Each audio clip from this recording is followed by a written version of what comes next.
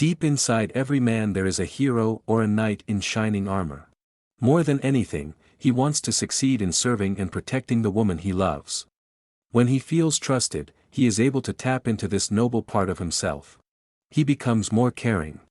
When he doesn't feel trusted, he loses some of his aliveness and energy, and after a while he can stop caring. Imagine a knight in shining armor traveling through the countryside. Suddenly he hears a woman crying out in distress. In an instant he comes alive. Urging his horse to a gallop, he races to her castle, where she is trapped by a dragon. The noble knight pulls out his sword and slays the dragon. As a result, he is lovingly received by the princess. As the gates open, he is welcomed and celebrated by the family of the princess and the townspeople. He is invited to live in the town and is acknowledged as a hero. He and the princess fall in love. A month later the noble knight goes off on another trip. On his way back, he hears his beloved princess crying out for help. Another dragon has attacked the castle. When the knight arrives, he pulls out his sword to slay the dragon.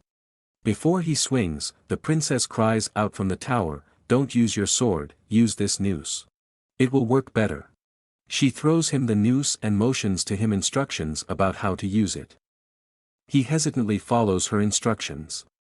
He wraps it around the dragon's neck and then pulls hard. The dragon dies and everyone rejoices. At the celebration dinner, the knight feels he didn't really do anything. Somehow, because he used her noose and didn't use his sword, he doesn't quite feel worthy of the town's trust and admiration.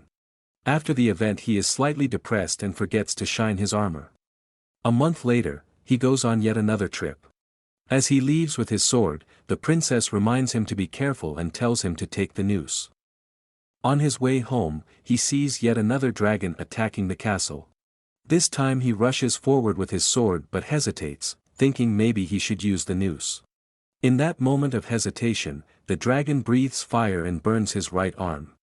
In confusion he looks up and sees his princess waving from the castle window. "Use the poison," she yells. The noose doesn't work. She throws him the poison, which he pours into the dragon's mouth, and the dragon dies. Everyone rejoices and celebrates, but the knight feels ashamed. A month later, he goes on another trip. As he leaves with his sword, the princess reminds him to be careful, and to bring the noose and the poison. He is annoyed by her suggestions but brings them just in case. This time on his journey, he hears another woman in distress. As he rushes to her call, his depression is lifted and he feels confident and alive. But as he draws his sword to slay the dragon, he again hesitates. He wonders, should I use my sword, the noose, or the poison? What would the princess say? For a moment he is confused. But then he remembers how he had felt before he knew the princess, back in the days when he only carried a sword. With a burst of renewed confidence, he throws off the noose and poison, and charges the dragon with his trusted sword. He slays the dragon, and the townspeople rejoice. The knight in shining armor never returned to his princess. He stayed in this new village and lived happily ever after. He eventually married, but only after making sure his new partner knew nothing about nooses and poisons. Remembering that within every man is a knight in shining armor, is a powerful metaphor to help you remember a man's primary needs.